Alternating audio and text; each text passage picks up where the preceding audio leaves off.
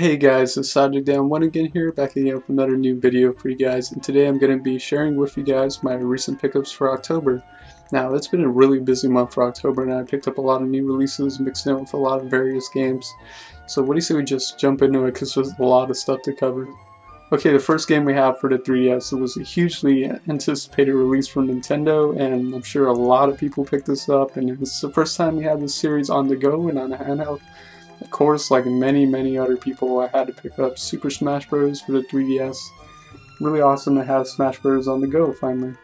And it's more Smash Bros. If you're familiar with Smash Bros., a lot of people, I would hope, know what Smash Bros. Is, but it's a kind of brawler fighting game, and you're dealing with percentage, and you try and knock your opponents off the screen, basically. It's got all your favorite Nintendo characters in various Nintendo stages. For me, some of my personal favorites in here to play as is Wii Fit Trainer, Pac-Man, Robin, and Duck Hunt Dog. Those are some of my personal favorites. Just a blast to play online. The online, from what I played, is fairly lag-free, which is actually really impressive considering the travesty that was the online for Smash Bros. Brawl. But very playable online, very great. I remember on release day we played this with Clive, Quick Freeze 4, and Pete Dorr. We had a blast. It's just a lot of fun to pick up and play with your friends and get together. It has a Smash Run mode, which you collect like accessories and like power yourself up and stuff like that. So it's got that additional mode, but I didn't really care for that mode too much, to be honest. It's got all your other traditional stuff like Home Run Derby and the 100-man Smash and stuff like that. But really good. If you're a fan of Smash Bros., you're totally gonna dig Smash Bros. On 3DS. In this next game, I'm gonna try and keep it brief on this because I hope to do a Dan Chat episode on this later on to get more into it and just really deep into it. It's a game I was really anticipating for the 3DS, and I'm just a huge fan of Level 5. I've been a huge fan of Level 5 for a long time, and of course I had to pick up this game, especially with some of the names associated to this game. It's like a must-have, and that was Fantasy Life on the 3DS. I was so looking forward to this game and super happy once they confirmed it was going to be coming out to the States. Oh man, like what to say about Fantasy Life? It blends so many other games. Like it's a blend of like kind of Animal Crossing and like all the elements of Animal Crossing mixed with some like Rune Factory and like a traditional JRPG. So it's a huge, just expansive world. You can explore it. You have different lives to pick from. The lives are kind of like work like classes, so you have like different classes to choose from. Such stuff like Paladin or being like a tailor or blacksmith or alchemist. Like you can pick all of that and you can change it at any time and whatnot. And I definitely suggest, like, if you're going to start into this game, at least getting like some of the basic lives down, like mining, fishing, and wood cutting and stuff like that. That way every time you go out to explore, you can just, you know, harvest everything. So that's what I kind of did, but I'm like level 20 something. I've been pretty addicted to it for the most part, and it's just this addicting element of like each day gathering new materials, progressing, doing certain quests. There's tons of quests to do. It's a huge world to explore, little dungeons, tons of enemies to fight, bounty to collect, and then you turn in bounty to get more money. Like it's just a dopamine experience of like so much addicting stuff, and you're constantly being rewarded and leveling up certain classes or certain skills. Oh, it's just a fantastic game. There's so much more to talk about because it's a really big game and I can't do it justice. Okay, and next I have a good chunk of like DS pickups, a bunch of games I've been wanting to check out and pick up. First one is a mystery adventure game for the DS. I've been on a little bit of a mystery adventure visual novel kick ever since playing like Danganronpa, and this was one I was interested in checking out, and that's the Lux-Pain limited edition. It's kind of a limited edition. It's got like this shiny foil cover and like a really nice art book actually, which is back here, which is really nice actually. And this is an interesting looking mystery adventure. It looks like it has some interesting elements that you use the touchscreen to do certain things.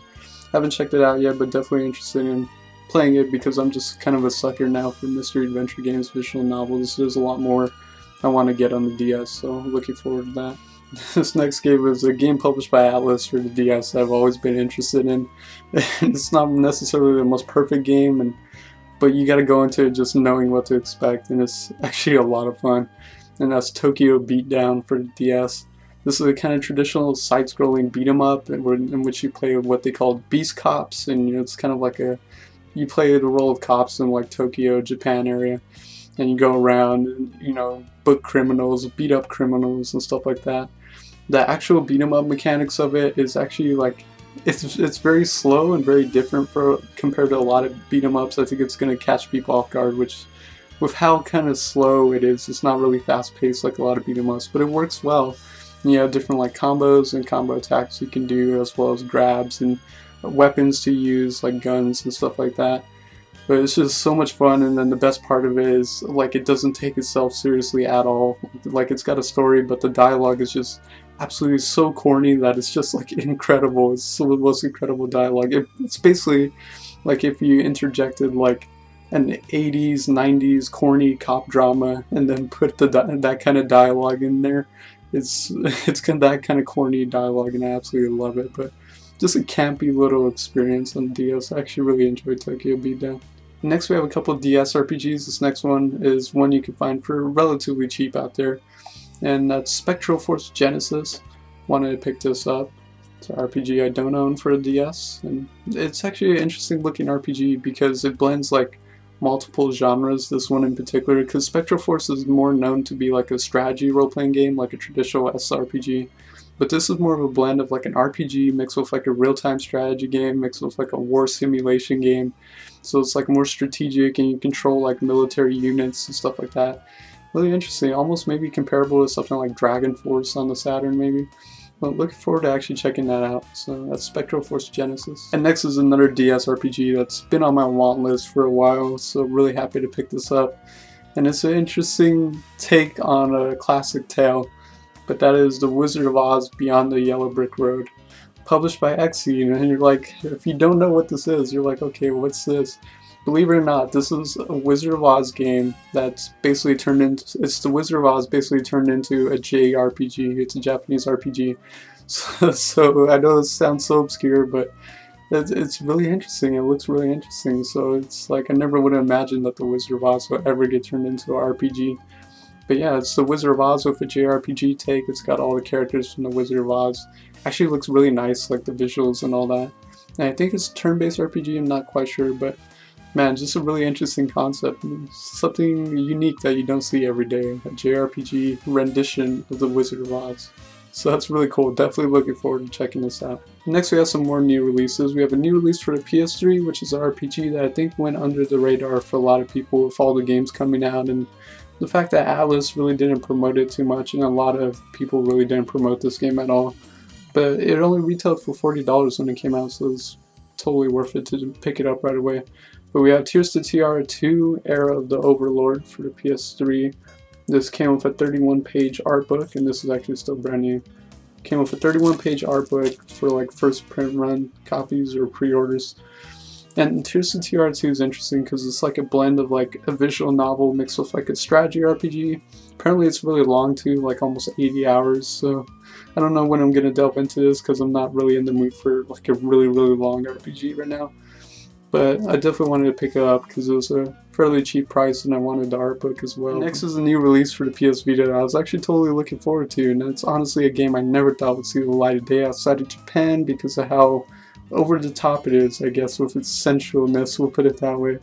But that's Senran Kagura Shinobi Verse Let's Get Physical Edition for the PS Vita. This is actually the only way to get like a physical copy of the game, is to buy like this limited edition set.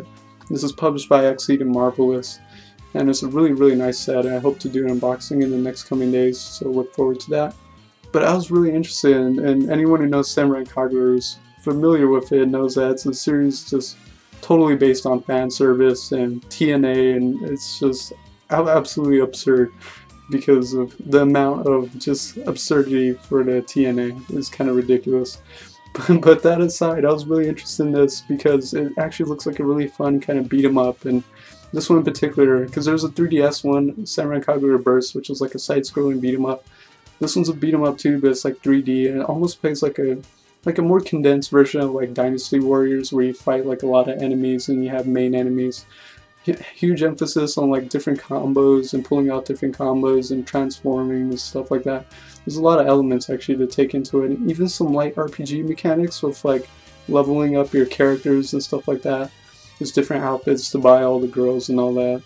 But it's a very interesting game if you're a fan of like beat 'em ups or like Dynasty Warrior stuff, and you're not too distracted by all the TNA in here. It's actually really fun and really enjoyable, so I actually really like Senran Kagura. Next we have an interesting SRPG for the PS2, and that's Chaos Wars. And Chaos Wars is really interesting. It's published by O3 Entertainment, which I looked them up, and they really haven't done anything. Like, they barely publish any games. So it's interesting that they came out of nowhere to publish this game.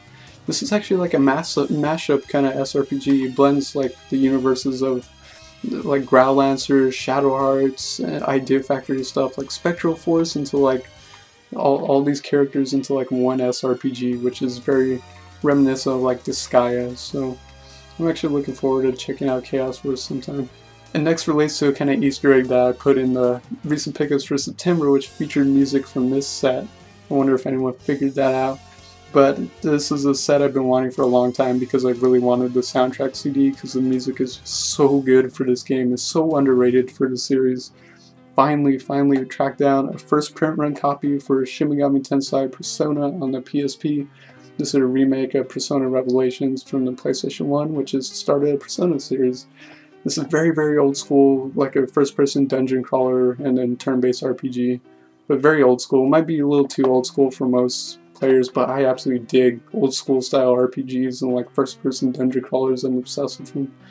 But I wanted this because, man, the soundtrack is just so freaking good in Persona. Like, it's just so good, and it's just so underrated for the SMT series, and just really great how they remastered a lot of the songs from the original and just provided some new music for the game.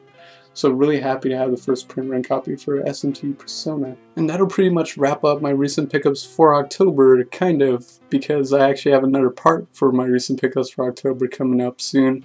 And that's going to cover some more of the retro stuff that I picked up over October. I picked up actually a good chunk of retro stuff, so I figured I can split it up. But as always, I'd like to thank you guys for watching. October was a pretty great month for releases and a pretty great month for pickups. So as always, thank you for watching. Until next time, guys, take it easy.